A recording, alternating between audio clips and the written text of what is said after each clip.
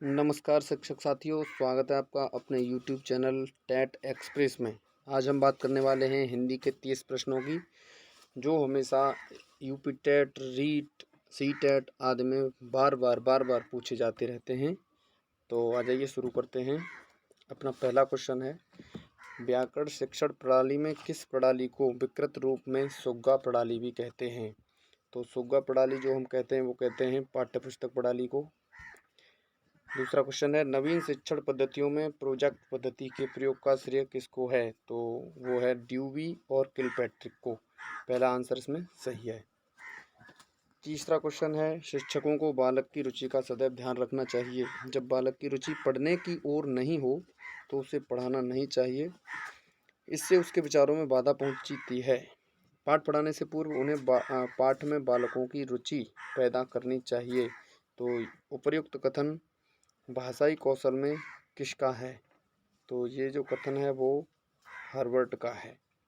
अगला क्वेश्चन है, पाठ्यपुस्तकों के उद्देश्य के अंतर्गत पाठ्यपुस्तकें शिक्षक या बालकों के लिए क्या हैं? साध्य नहीं वरन साधन हैं।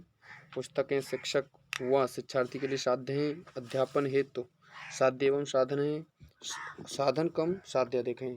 तो इसमें भी पहला आंसर बिल्कुल ठीक है।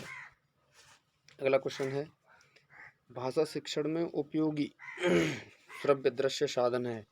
भाषा शिक्षण में तो उपयोगी जो साधन है वो रेडियो सुना जाता है, श्यामपट्ट पे लिखा जाता है, केवल देखा जाता है, पोस्टर देख सकते हैं, लेकिन अभिनय जो है वो बिल्कुल ठीक है। अगला क्वेश्चन है, जिस समास में सामासिक पद के दोनों पदों में विशेषण, विशेष्य या उपमान, उपमेय का संबंध हो वह है कौन सा समास है? वह भाई साहब कर्मधारय समास है। क्योंकि द्विग समास में संख्याएं होती हैं, द्वंद्व में आपस में द्वंद्व होता है, राजा और रानी, पानी जैसे करके। बहुव्रीहि समास जो होता है आपका तीसरी ओर इशारा होता है। अगला क्वेश्चन है, डॉक्टर चंद्रा अदम्य साहस की धनी थी। वाक्य में रेखांकित शब्द में विशेषण है। तो रेखांकित शब्द में जो विशेषण है वो गुणवाचक है। अगला क्वेश्चन है, निम्नलिखित में से उद्धृढ़ के लिए प्रयुक्त किया जाने वाला चिन्ह है। तो उद्धृढ़ के लिए दूसरा चिन्ह प्रयोग किया जाता है। चलिए देखते हैं क्वेश्चन नंबर 9। उस शिक्षा शास्त्री का नाम बताइए जिन्होंने कहा था स्कूल एक बाग है, अध्यापक एक माली और बच्चे पौधे के समान हैं। तो ये कहा था फ्रोवेल ने। अगला क्वेश्चन है, राष्ट्रपिता महात्मा गांधी द्वारा प्रवर्तित बेसिक शिक्षा एक प्रमुख सिद्धांत है। वो सिद्धांत है मातृभाषा के माध्यम से शिक्षा प्रदान करना। निम्नलिखित गद्यांश के आधार पर प्रश्न संख्या 41 से 45 तक के उत्तर लिखिए। ये गद्यांश दिया हुआ है, इसमें से आपको देखना है। सुखी, सफल और उत्तम जीवन जीने के लिए किए गए आचरण और प्रयत्नों का नाम ही धर्म है। देश, काल और सामाजिक मूल्यों की दृष्टि से संसार में भारी विविधता है, अतएव अपने अपने ढंग से जीवन को पूर्णता की ओर ले जाने वाले विविध धर्मों के बीच भी ऊपर से विविधता दिखाई देती है। आदमी का स्वभाव है कि वह अपने विचारों और जीने के तौर तरीकों को तथा अपनी भाषा और खान पान को सर्वश्रेष्ठ मानता है और चाहता है कि लोग उसी का अनुसरण और अनुकरण करें। यथाशक्ति दूसरों से अपने धर्म को श्रेष्ठतर समझते हुए चाहता है कि सभी लोग उसे अपनाएं। इसके लिए वह जोर जबरदस्ती को भी बुरा नहीं समझता। धर्म के नाम पर होने वाली जातिगत द्वेष, मारकाट और हिंसा के पीछे मनुष्य के यही स्वार्थ कामना काम करती है। तो देखिए इसके द्वारा एक गद्यांश जो दिया गया है उसके बाद जो क्वेश्चन है पहला वो है, देश शब्द का पर्यायवाची है। देश शब्द का पर्यायवाची अटवी नहीं हो सकता, वासव नहीं हो सकता, सदन नहीं हो सकता, राष्ट्र हो सकता है। नेक्स्ट क्वेश्चन देखिए, उत्तम का विलोम है। उत्तम का जो विलोम होगा वो अधम होगा। उत्तम का विलोम अधम होगा। अगला क्वेश्चन, अपने हित के लिए किया गया कार्य। वाक्यांश के लिए एक शब्द है, अपने हित के लिए किया गया कार्य। परोपकार दूसरे के हित के लिए किया जाता है। दूरदर्शी दूर देखने वाला होता है। दूरदर्शी परोपकार है नहीं, अक्षम्य क्षमा न करने योग्य। लेकिन इसमें कौन सा होगा? स्वार्थ अपने हित के लिए किया गया कार्य है। अगला क्वेश्चन है, विद्वेष शब्द में उपसर्ग है। विद्वेष शब्द में वी नहीं है, वी उपसर्ग नहीं है, व नहीं है, विद विद नहीं है, विद अलग वेश हो जाएगा फिर वो, वे है वी धन द्वेष, ये आपका हो जाएगा विद्वेष, विद्वेष हो जाएगा।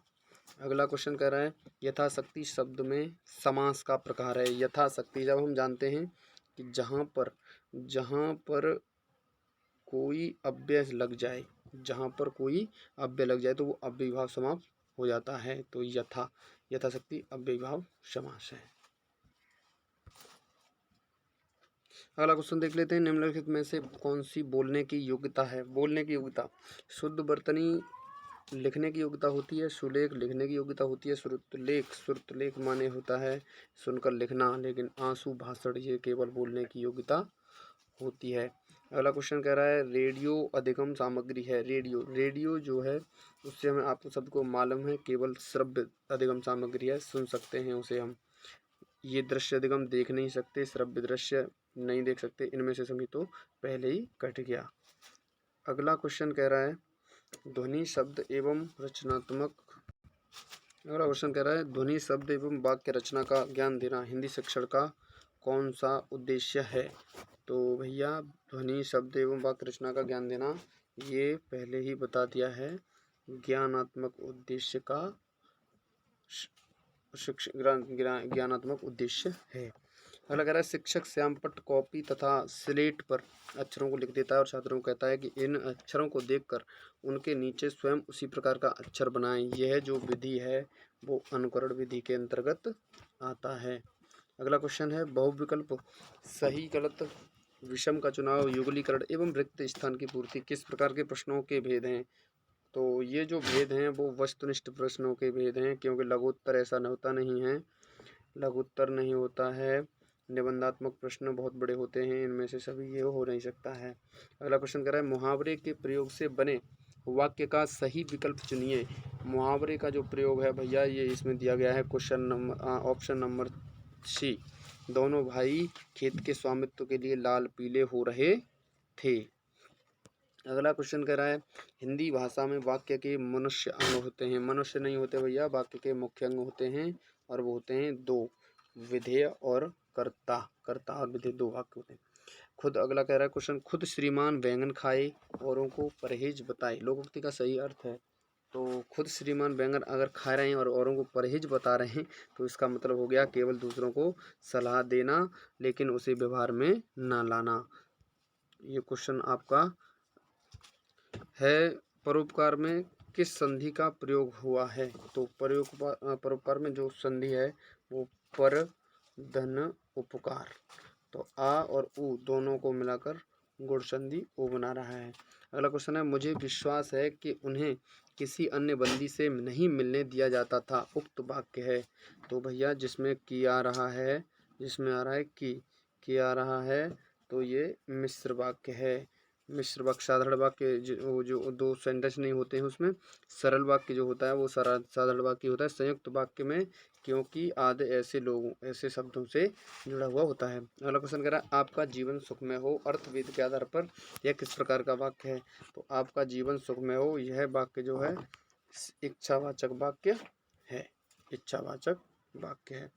अगला कह रहा है निम्नलिखित गद्यांश के आधार पर प्रश्न संख्या 57 से 60 तक के उत्तर दीजिए।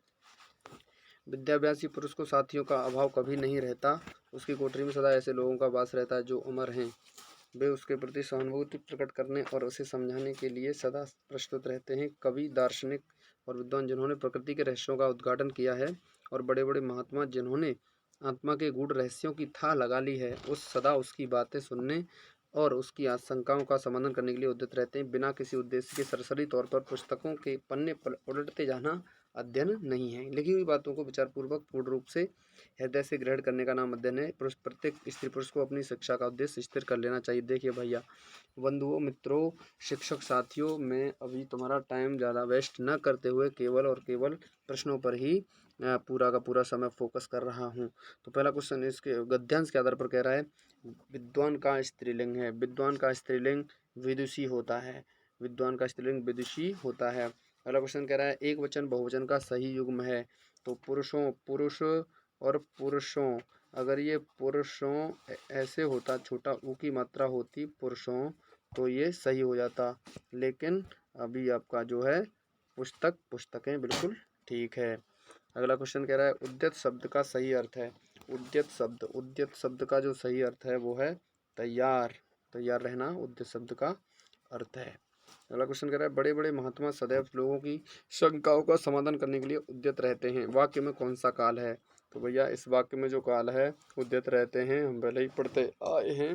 प्रेजेंट इंडेफिनिट टेंस वर्तमान काल, सामान्य वर्तमान काल कहता है कि जिन हिंदी वाक्यों के अंत में ता है तियते हैं रहते हैं। तो ये आपका हो गया भाई साहब सामान्य वर्तमान काल। इस प्रकार आपके पूरे 30 क्वेश्चन मैंने हिंदी के आपको कराए, बिल्कुल 100% सही हैं। ये आप ऑफिशियल आंसर की ही आपसे मान लीजिए, बिल्कुल ऑफिशियल आंसर की है और इसके पूरे 30 के 30 क्वेश्चन बिल्कुल ठीक हैं, इसमें कोई डाउट नहीं है। तो शिक्षक साथियों आपसे अंत में आग्रह करना चाहूँगा कि कृपया अगर वीडियो अच्छी लगी तो चैनल को लाइक सब्सक्राइब कीजिए और बेल आइकन दबाना ज़रूर। नमस्कार।